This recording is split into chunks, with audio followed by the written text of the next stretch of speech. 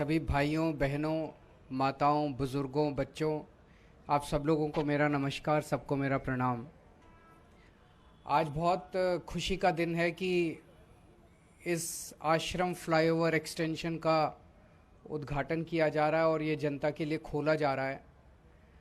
आश्रम फ्लाईओवर से डीएनडी तक का ये एक्सटेंशन, जो अब पहले घंटों घंटों तक इतने लंबे लंबे ट्रैफिक जैम होते थे, खासकर सुबह और शाम को ऑफिस आवर्स में, अब लोगों को इससे निजात मिलेगी।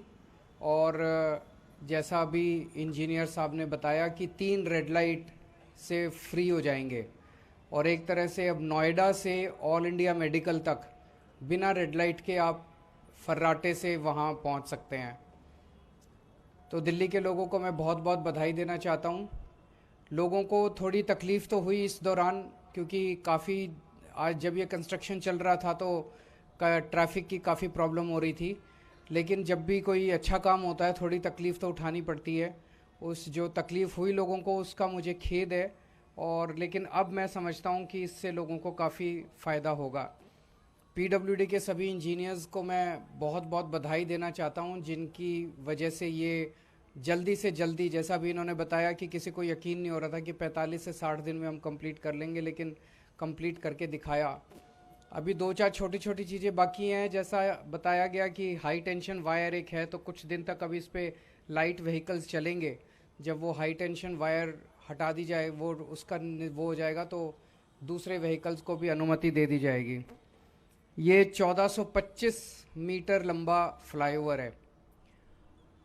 दिल्ली के अंदर जब से हमारी सरकार बनी है, दिल्ली के इंफ्रास्ट्रक्चर को, खासकर ट्रांसपोर्ट और रोड इंफ्रास्ट्रक्चर को इम्प्रूव करने के लिए रात दिन मेहनत कर रहे हैं। दिल्ली में टोटल अभी तक 101 फ्लाईओवर और अंडरपास हैं। उसमें से लगभग 27 फ्लाईओवर और अंडरपास पिछले 7 साल में हमारी सरकार के दौरान बने हैं। तो हमारे से पहले 65 साल में 74 बने थे और हमारे टाइम में 27 बने हैं। अभी आने वाले दिनों में 15 बड़े बड़े फ्लाईओवर या फ्लाईओवर के एक्सटेंशन या डबलिंग ऑफ फ्लाईओवर, इस तरह से 15 और बड़े बड़े प्रोजेक्ट्स पाइपलाइन में हैं।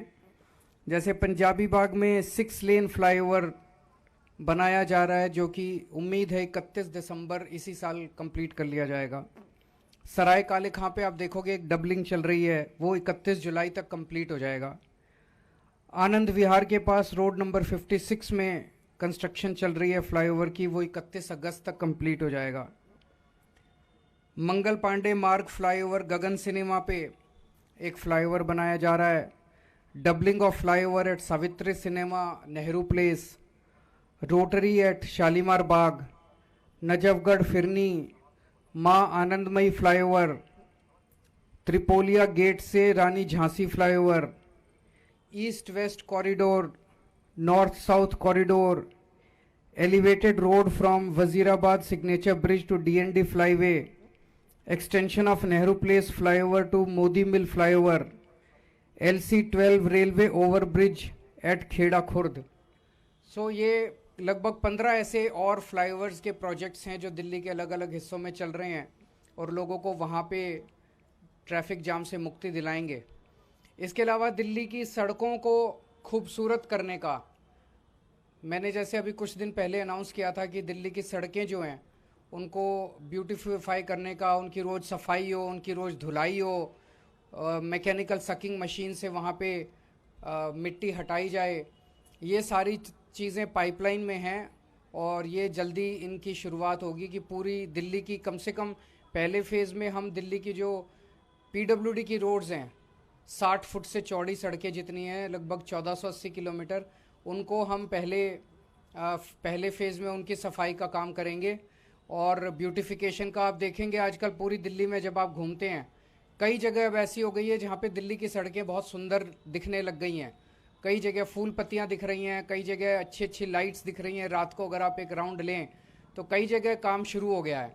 अब इसको पूरी दिल्ली के अंदर अपने को दिल्ली को सुंदर बनाना है, दिल्ली की सड़कों को सुंदर बनाना है।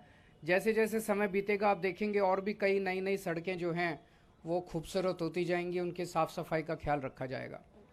अगर मीडिया के कोई 1-2 क्वेश्चंस हैं तो। इससे कुछ अलग सवाल है इसी से पूछ लो आज, बाकी तो मैं आपसे लोगों से मिलता ही रहता हूँ। सर, वो राबड़ी देवी के घर पे छापा चल रहा है सीबीआई का, बताया जा रहा है। वो गलत है, इस तरह से सभी विपक्ष के लोगों के ऊपर छापे मारना, उनको प्रताड़ित करना सही नहीं है।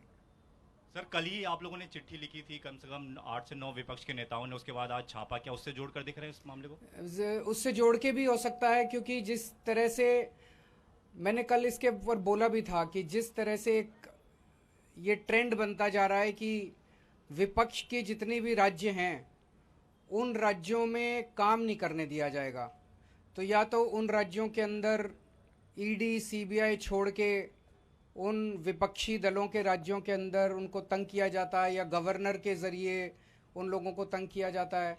तो इस तरह से ये ठीक नहीं है, क्योंकि जनतंत्र तो तभी चलेगा, देश तो तभी आगे बढ़ेगा जब सारे मिलके काम करेंगे। तो चाहे पक्ष हो चाहे विपक्ष हो, जिसको भी वोट मिला उसकी सरकार बनी, उसकी सरकार को काम करने दिया जाना चाहिए। Thank you. बहुत बहुत बहुत धन्यवाद।